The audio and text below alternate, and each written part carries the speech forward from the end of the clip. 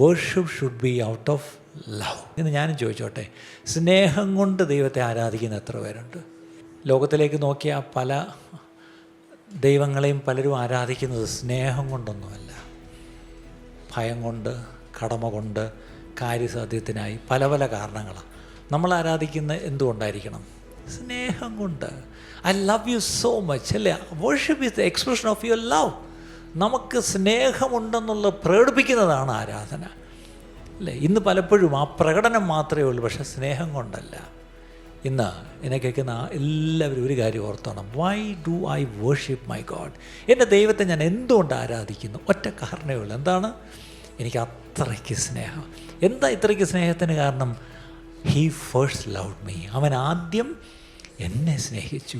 അവൻ്റെ സ്നേഹത്തിന് എനിക്കെന്ത് ചെയ്യും? ഇത് മാത്രം എനിക്ക് തിരിച്ചു കൊടുക്കാനുള്ളൂ. എന്താണ്? ആ സ്നേഹത്തിന് ഞാൻ അവനെ സ്നേഹിക്കുന്നു. എങ്ങനെ? അതാണ് എൻ്റെ ആരാധന. അപ്പം ഇന്ന് ദൈവം നമ്മെ സ്നേഹിച്ച സ്നേഹത്തെപ്പറ്റി ഒരു ബോധ്യമുള്ളവർക്കേ തിരിച്ചവനെ സ്നേഹിക്കാൻ പറ്റൂ അല്ലേ? അവനെ സ്നേഹിക്കാൻ ഇങ്ങോട്ട് ദൈവം എന്തുമാത്രം നമ്മളെ സ്നേഹിച്ചു എന്നുള്ള ബോധ്യം ഉണ്ടാണ്. നിങ്ങൾക്ക് ആ ബോധ്യം ഉണ്ടോ പ്രിയപ്പെട്ടവർ? ഉണ്ടെങ്കിൽ നമ്മളിങ്ങനെ ഇരിക്കത്തില്ല. നമ്മളെന്ത് ചെയ്യും? നമ്മൾ ആരാധിക്കുക തന്നെ ചെയ്യും.